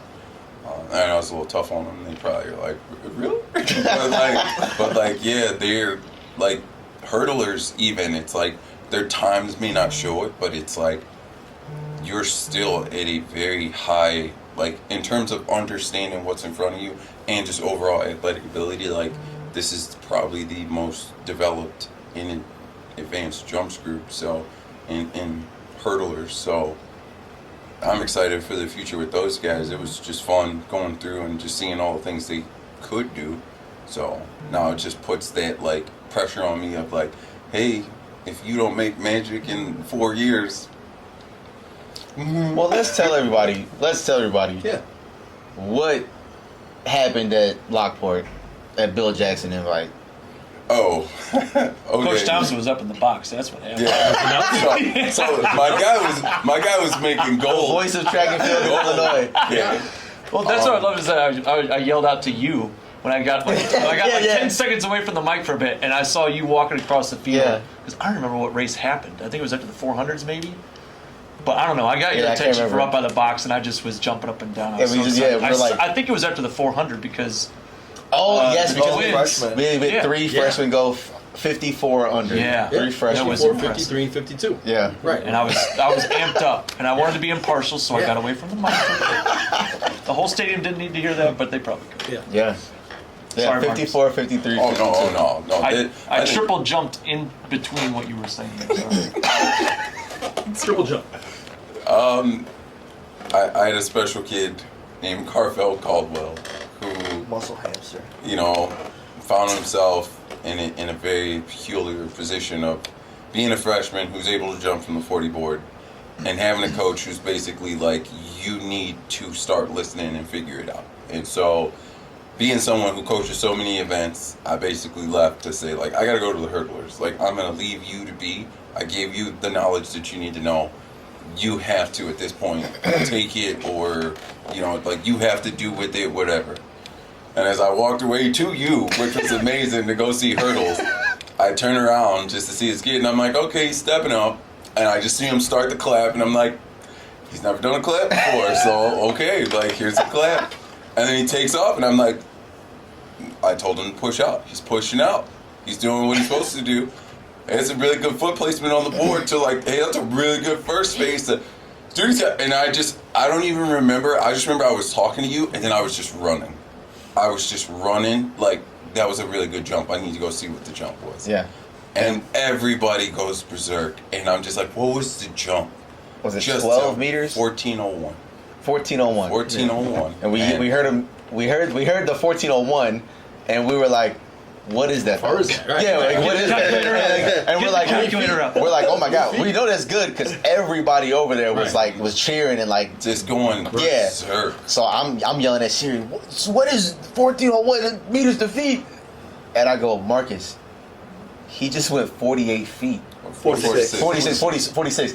And he goes, what? He goes, what did you say? What did you say? And he's asking, and he goes, yeah, 1401 or whatever it was.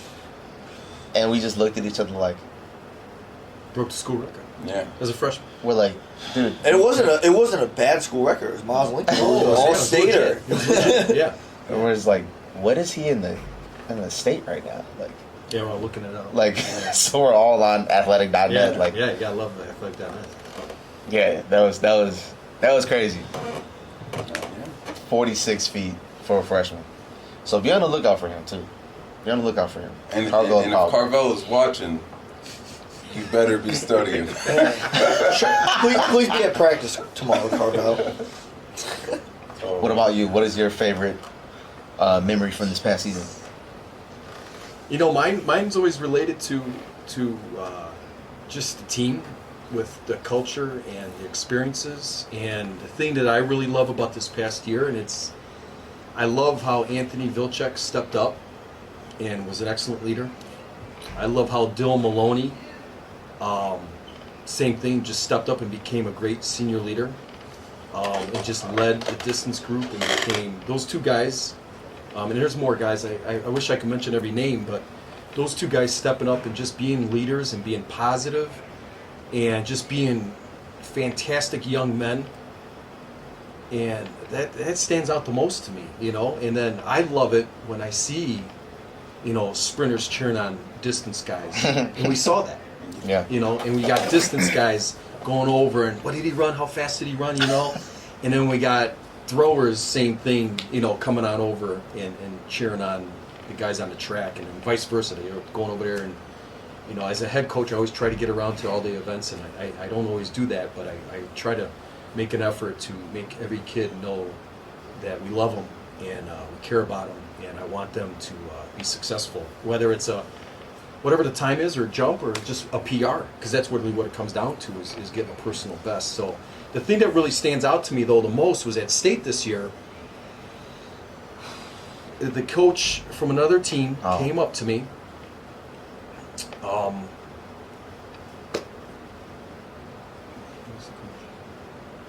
Coach Football South. Oh, Harvey. Yeah. Rob Harvey. Coach Harvey. Rob. Right, yeah. Coach Rob Harvey. Another. I always, Coach anytime Crowe. I have to, I always forget.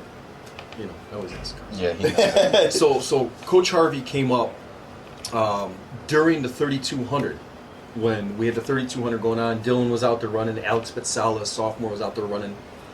And he came up to me and he said to me, and this is such a compliment from him, and he's a fantastic coach. North Central person, right? Yeah, Of course. Him and Dan Iverson were on the same team. We're good friends. So Coach Harvey comes up to me and he goes, I just want to let you know I took a video of your cheering section for the 3200. He goes, you have your sprinters over there. You have your field event guys over there. You got your throwers over there. He goes, and then you got the other distance runners, and you got your entire team that you have down here all cheering on these two guys in the 3200. He goes, I took a video of that because I'm going to go back to our school next year, and I want to show them what team culture needs to be here at our school. And anytime I get a compliment like that from another coach, and there's so many great coaches in this area, in this state, that are mentors, and, we look up to, and I've always looked up to Coach Harvey because of all his accomplishments and great things that he does.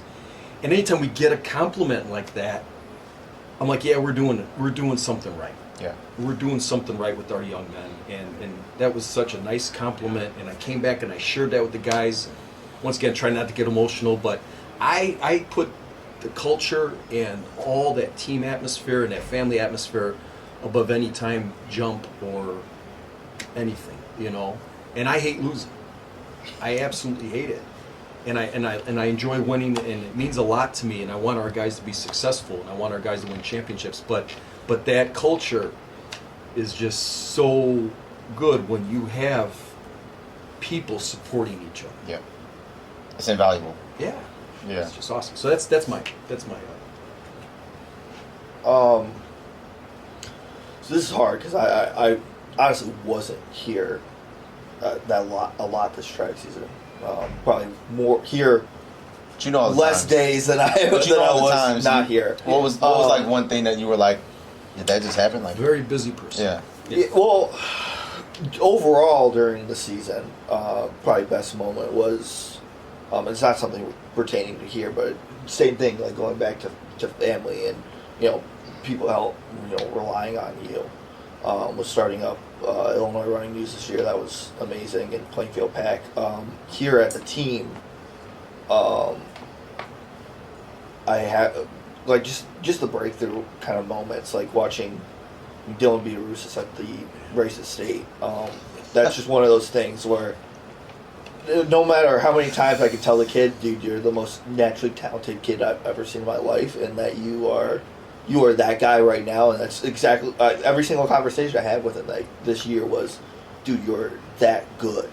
And he never really believed it out, until I think race at state. But it's just that constant, like, dude, come on, like, just believe in yourself, man. Like, you belong here. It's that sense of, a kid not feeling that they belong in a certain race or a certain moment. And it's like, no, dude, like, I see everything. Like, I see your workout marks. I see, what you're doing. I may not be here every day, but I see what you're doing. I watch you on Strava every single day. And I'm like, dude, like, you have so much. You're capable of so much. You just got to understand that. And when a kid like that understands it at race at state and he does what he does, running 4:20 and then coming back and running 1:54 30 minutes later, it's just, and you could see the mental click behind that. That's awesome, and that's what I love to see. It's just like, okay, when they finally start believing and honestly the Kool-Aid that you've been trying to give them all year, and they finally start drinking it and they believe in themselves. That's the coolest thing to me, always about coaching, and that was just one of those things this year with Dylan Vittorio. Another name to be on the lookout for, Dylan Vittorio, 154. What's his PR in the mile? 4:15 now. 4:16. Or 16. Yeah. 4:16. Was it sophomore? Going into his junior year. Yeah. Colleges reach out. Coach Crowe. Make sure you email him. All right, what about you? Favorite memory from this past season?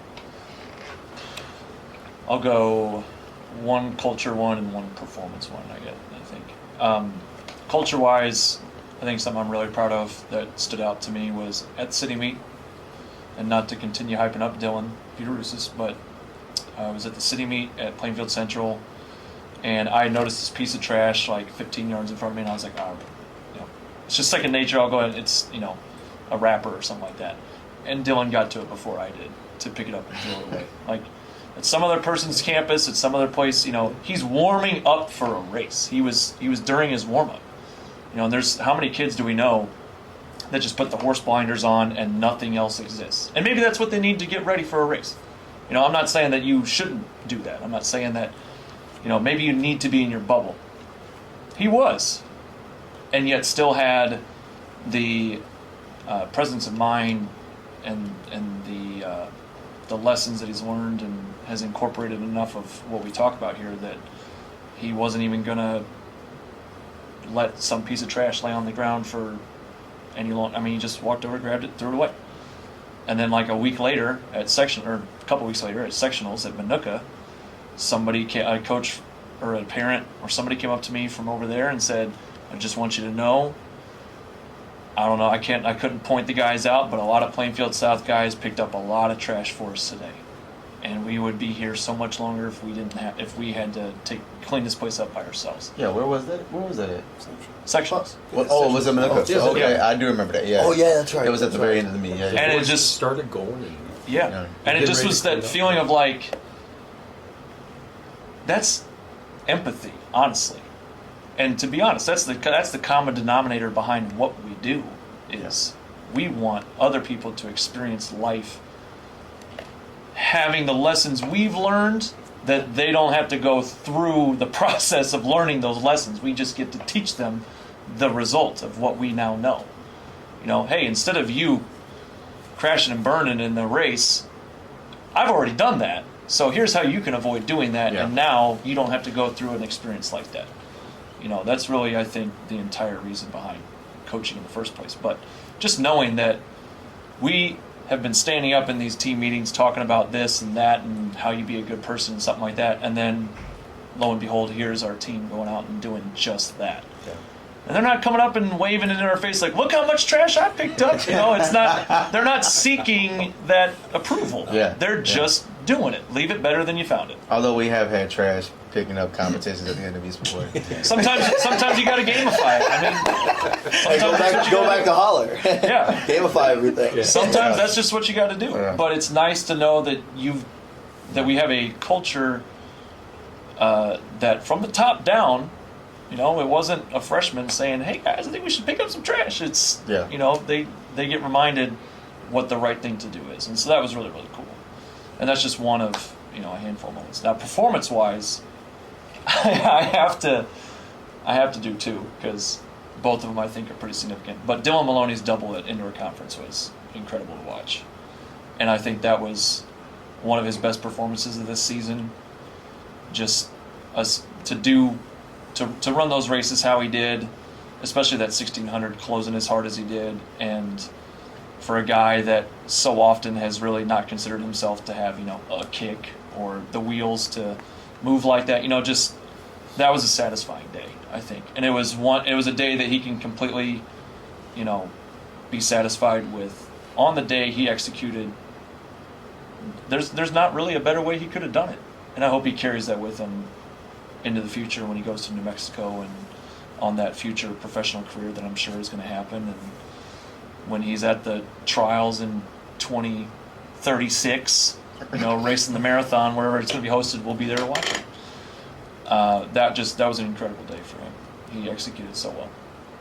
But then the other one that came to mind that could fly under the radar was the Fresh Soft City Meet 3200, because we put two sophomores under 10 minutes in the 3200, and they weren't even our top two sophomores. Was that Kellen and Ensign? Kellen and Ethan. Kellen Hernandez And Ethan Ensign. Kellen Hernandez rallied Yes. back because he was hurting going into the last two laps. Yeah. I think it was either Dodson or Frigo was right in front of him. Yeah. And he really rallied back. It was just really. It reminded me of so many moments in the lead up to 2022 and spring 2023, where you can pick out these moments where it's like a page, and I get like chills talking about it, but it's like a page turn of, and that's where you took another step forward. Yeah. And that's where you took another step forward. And that's where you started to believe. And that's where it started to become real for you, that you actually can do the things that you want to be successful in. Yeah. And on top of that, Ensign goes and breaks the meet record. On top of that, we can turn around and say, like, hey, you know that Quinn Davis kid that's really freaking fast for Plainfield North? He never broke 10 minutes at this meet, and he ran it against Riley Fink. And, you know, it's you can just pick out, you can give context to anything. And being able to translate to those guys and be like, you see what he just did last fall? You see what he's doing right now? Yeah. You see how good he is? And you're taking that next step forward. You are right there, yeah. And that was just an incredible moment, I think. That was something that, for me, it was so cool to see that it truly is that belief permeating beyond just a couple of guys. Just a couple studs, you know. The sport's easy when you're good. Yeah. The sport is really easy when you're talented, when you're experiencing success. It's not so kind and it's not so easy when you're not in the spotlight, because you feel at times anonymous. You're just another guy lining up in the field, and then all of a sudden you break out and you PR by 10, 15 seconds, and now you're one of those guys. Yeah. And you never go back. Now you can turn around and tell the other guys how to do it. Yeah. Now you can teach them, hey, when your day comes, when the opportunity comes along. That's a Vince Lombardi quote from Joe Newton right there. Secret to success in life is to be prepared when your opportunity comes. Yeah. It's in Long Green Line. Yeah. Or something along those lines. Yeah. Maybe I'm paraphrasing. I don't know. The sentiment is there. All right. But those were cool. Those were cool. Those are great. Mine, personally, Mustang relays. I was going to say, yeah. Yeah. Probably Mustang relays, putting a freshman in, which is, like you don't do that. No. And put him on anchor. Right. Yeah. Put him on anchor. Says, all right, we'll entrust him the freshman here. Yeah, you don't do that. And he showed out, and they ran really well, and we got second overall or third. I think third overall. Oh my God. Out of the second to They came home with medals, I think. Yeah, Naperville Central Yeah. was first. Yeah. Out of like second- the seconds or the section before you guys. So it was 3 sections from the front, and I forget who was second. But yeah, and that was we went 1/3. No, third. Yeah. no. What was the time? 130 Yeah. point, Wait, 130.08. something like that. Yeah. So ended up going 129.2 at Gately. Yeah. So that was our first time running 130 indoors in Long time. 14 years. Yeah. Well, Yeah. we still have the meet record there. Yeah. In I think that was the last time. And they just came. I think that we they just went under 131 indoors. Yeah. I don't think think we- it was number 3 all time. Yeah, I don't in think we Wooded even Street. went under 131. Indoors. Yeah.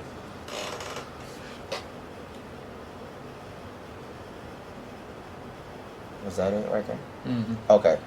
So they went 131.55. Oh, Okay. Yeah, because meet record was 130 still. Okay. That's right. Okay. Got it. Yeah. So then, that was our first time going under 132. Then I Right. think in a long Yeah. time. Yeah. And then, putting the freshman in, that was he really showed out. And then just like a testament to our kids, and like until the day I die, Anthony Vilche believing in me as a coach over the past year, like putting his faith in me, and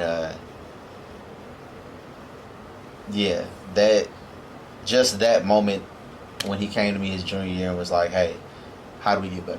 Like, I need you to use your brain." And him believing in me, I think, really gave me the boost I needed this year to feel like I could one day be one of the best coaches in the state. And I remember he got second place to his teammate at HF indoors, and he's cheering on his teammate, and he hates to lose, but he cares so much about his team and his teammates that although he didn't get first place, his teammate did, and that was worth his energy. That's what happened at indoor conference. Of course, you had a baby that day, so or Same, that weekend. Yeah. But same thing. That was my thing that I noticed. And Buddy was the same way. Buddy wasn't even in the race, but whatever. Anthony was in the fast section. Fast section. Yeah, and David Oberdine had one out of whatever section, like 4 or 5 conference, and then Anthony Vilchek was in the next one. And Anthony won his section. And he knew that he didn't win the conference title in the 200 that David did out of the section before. Well, you would have, if you were an outsider that had no idea what the results were, you would have never known. Yeah. Anthony legitimately celebrated like he had just won a state title, and it wasn't even him that won; it was his teammate. And Buddy Amos was the same way. Yeah, which was really cool for me. I think this year on the sprint side, I think this is probably one of the more fun years I've had coaching, because the kids made it that special. And I try to be a selfless type of person myself, and I feel like our team embodied that this year. So that was super dope. As we get into the quick hitters, I have a requested question from Coach Thompsen. I thought you asked it to Holler last week. Okay, yeah, I did. I just thought it was a cool question. So we're gonna rapid fire. All right, first question I'm going to ask: if you could coach any athlete in any sport from any time, who would it be? Donald Sage. From like anywhere. Anything. You just had the opportunity to coach him. You say Donald Sage. Donald Sage. I don't know who that is. Sub 4 miler from New York. His senior year was 99, 2000. He was a 1500 national champion at Stanford. But I just hear stories of Don Sage, and like that's like he just seems like the ultimate competitor. I don't know, like that. He's just one of those kids that I'm like, or one of those. He's a man. He's way older than me. He was running the year I was born. But I would just love to coach Don Sage, just hearing about his mentality and how he thought about things. And of course, you see the moments that he's had. He has the most legendary 3,200 meter race of all time that he won over Keller at the state meet in 2000, and just an ultimate like team guy from the like he's a great individual, but he cared so much about his team as well, which is so cool. Nice. Yeah, go ahead. Grant Holloway, dude's a gamer. Nice. Like, yeah. Okay.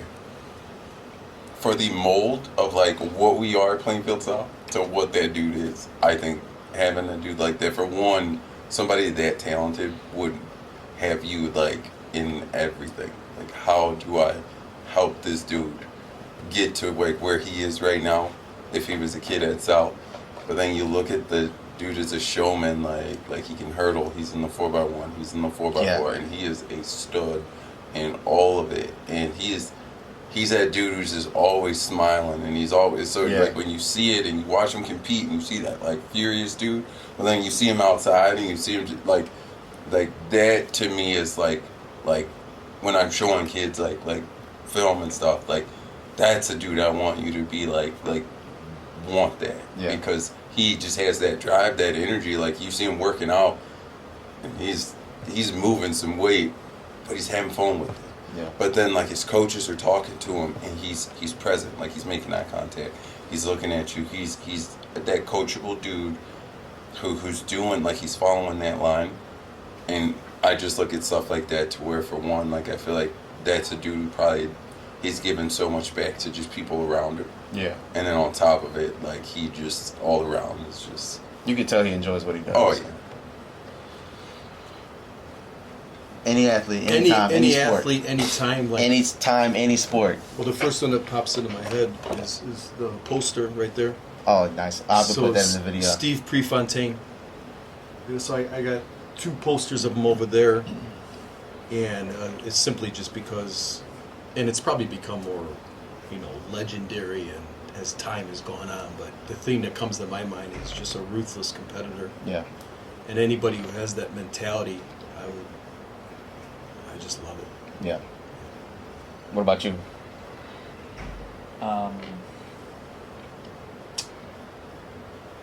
Honestly, my high school self, I think. Like, I Cool. wish the lessons that I have now at this point, I would love to be able to communicate to him before, especially before going to college.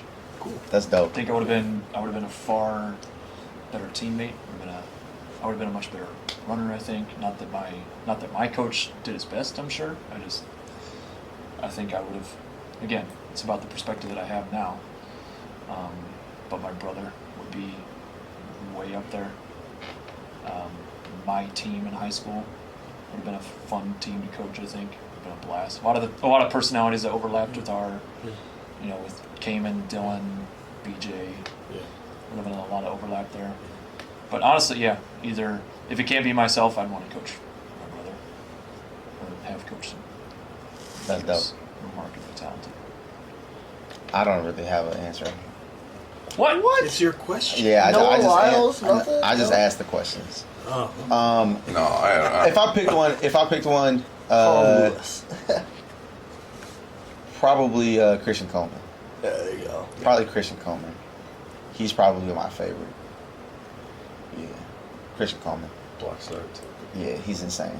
All right, so going into the next question, I have to take your options away, Okay. but I want to build a roster. Okay, remember these are rapid fire, so you don't have that much time to think about it. But your ideal 4x1 from current or past athletes, they're gonna have the option to do 4x4, but because we won, you don't have that option. So, current or past athletes, build your roster for a 4x1. Can I go 4x8? Me? Yeah. Oh, I gotta go Brandon Winters, Sheldon McGee, Dan Troll Wright, and John McGee. Is this 4x1 Or 4x4. But nah, because you were there for the 4x4 too. I'm here for everything. It's gotta be dog. 4x4. Yeah, So- seriously. Yeah, But I have open. Yeah. I have people that you guys won't use. I don't want to offend anybody because I'm sure I left somebody out. That's So, what I'm always worried it's, about. it's our favorite. It's just Yeah. Can I what do popped both? in my head. All right, let's go. Okay, so I'm gonna go for the 4x1. It's gonna be John Offerman, Dan Trail Wright, Dondre Adams, and Brandon Winters. And I guarantee you they will probably go sub 40. 4x4. I'm old school with John in there. That's awesome. 4x4 is gonna be John Offerman again, John McGee, Sheldon McGee, and Mitch Wolf. All right, 4x4. So you got John McGee. Oh wait, yeah, John McGee, Sheldon McGee, Nico Schultz, of course. Yes, gotta give props to the kid. Yeah. Gosh, who would be? I want to say Mitch, but like I feel like there's Kaiser Giddy. He was I don't faster know. than Kaiser. He was okay. The hard part is you just threw out Nico, I and now gotta I'm keep my like, mouth shut here, but what about Stephen Harris? Oh shoot, Yeah. Stephen Harris. Duh. Come on. Stephen What? Harris. Freaking It's- amazing. That's what I'm saying. There's so many great kids. Yeah, here. but, you know, Just, it's- but, heart like- and soul. Stephen Harris. okay, It's true. but if you go off like the list of our sub 50 400 meter guys, Right. you got, so of course Sheldon McGee is leading it. I know John's gone sub, Mitch has gone sub, Steven I think has gone sub, Yes. and then Nico's gone sub. Yes. I know Offerman went sub Yeah. because he's our first. Yeah. Kaiser Giddy did. Kaiser did And too. Kaiser did. Kaiser Yeah. did too. And then that's where we get, like, in the open four, though. That's where we get to, like, I feel like we have two more. Like, we have So someone the list in the open four is Sheldon, Nico, Mitch, John, Offerman, and John McGee, and Okay. Kaiser Giddy. Yeah. What's And then yours? Jalen Bonner was just right outside It's of a it. Yeah. 4x4. I don't have enough. Yeah. Yeah. I don't know enough. I'll say mine last. Okay. You guys are probably gonna be surprised. I'll just go 4x8 then. And I'm gonna say Partee, handing off, to Oh, you know the Borger, handing off to Schultz, handing off to Kamen Fiche. Ooh. Ooh. They're going like 7:20. What do you think? What are you thinking? What are you thinking? Like So like you're 7:30? You're taking 7:30? Gavin over Dylan Vitorusis. I would, yeah. What time do you think they're like? Gavin does have Because- 2 medals. because What you time got- I in think order to- I think that team's running like Yeah. 7:33, 7:32. Really? Hang on. Yeah, hang on, Oh, hang on. shoot. For Dylan, if you watch this later, you got 2 more years, my guy. That's the only 2 reason. more years. That's the only reason. Obviously, he can carry the baton in the state final and get the job done. He did it as a freshman. Yeah. It's not that. It's just I think Partee gets the lead. That's obvious. You don't put a 153 guy on the opening leg of a 4x8 and not have the lead. But then handing off to Borger, I think he secures the position and he maintains his spot. And then I think Nico just rips it wide open before Kamen, who could push himself by himself, closes in on 151. That's crazy. I think, yeah. On my 4x4, I would have John Partee, Yeah, Sheldon I was McGee. close to. Nico Schultz, and I feel like Anthony John, Woods. John McGee has to be on there. You got a big enough lead. You And, can bring it yeah, home and enjoy the crowd. and probably John. It would still be under state qualifying. My 4x1, I would have Dondre, Brian Stanton, Oh, Dondre Adams. Well, yeah, Another then you one forget we about were- Brian. Brandon Winters. We're thinking all old, and like I forget about how awesome Brian Stanton is. Brandon Winters, and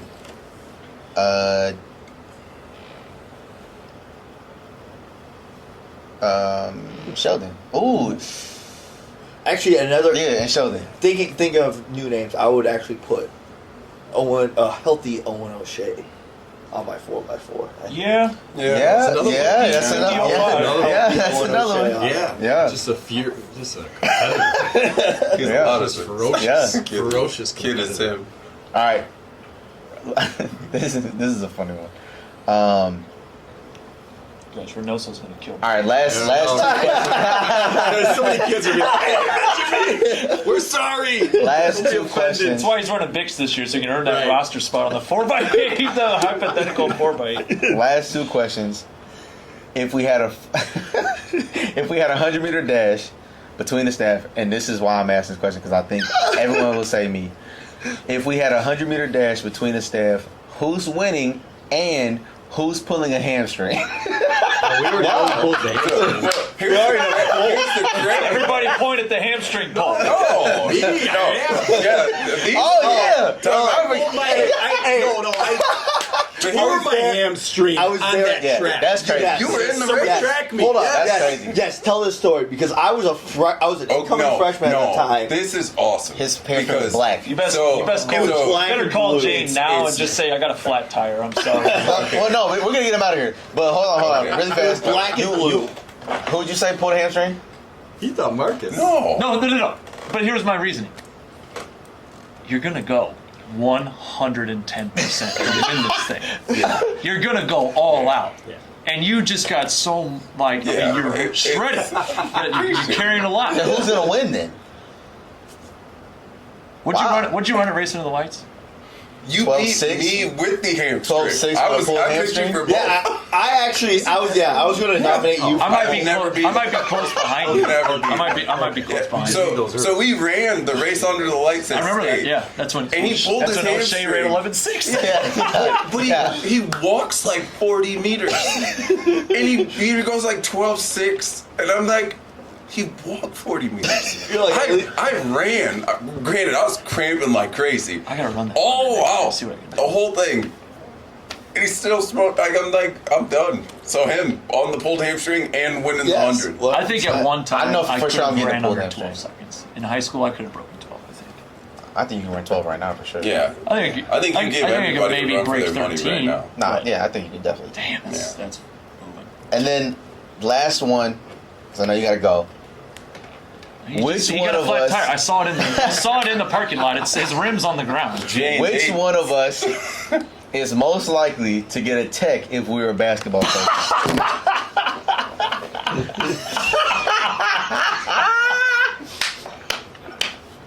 It's not To go me. for a basketball coach? Huh? Yeah. Yeah, If you're which one of coaching us is most basketball. likely to get a tech if we were basketball coaches? It wouldn't be me. I know that. You know, I'm going with a sleeper. I'm going with Delane. Oh. I think Delane is the most likely to get a tech. Yeah. Because he would see something and be like, he would let it go for like 3 quarters. And in the 4th quarter, he'd be like, nah, you know what? I'm tired of this. Here, Ben DeLange is throwing a chair clear across the foul line. When he gets fired up. Yeah. Watch out. I'm saying Ben DeLange. Most likely to Yeah, get a you've tech. seen him in football, so. Well, Yeah. And give me a tech. I've I'll probably heard- go second. I've heard desk throwing stories, so I gotta go with you. Just, Yeah. We're gonna getting, edit that one just out. getting super upset. We're gonna edit Oh, that one. Hey! Podcast Push-ups. right now. Guest We appearance. got a guest appearance. Guest before we appearance. close it out. Yeah, we're doing a podcast right You're now. on TV. Oh.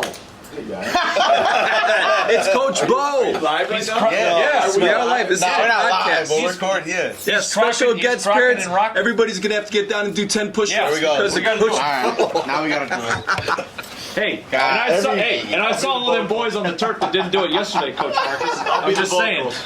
Here we go. My bad. There we go. Down. 1, down, 2, down, 3, down, 4, down, 5, down, 6, down, 7, down, 8, down, 9, down, 10. Extra credit. Yeah. Oh, Perfect timing. Perfect timing, Coach Bo. UrAvgCoach Podcast. Thank Tune you. in, baby. Come to Plainfield South and coach.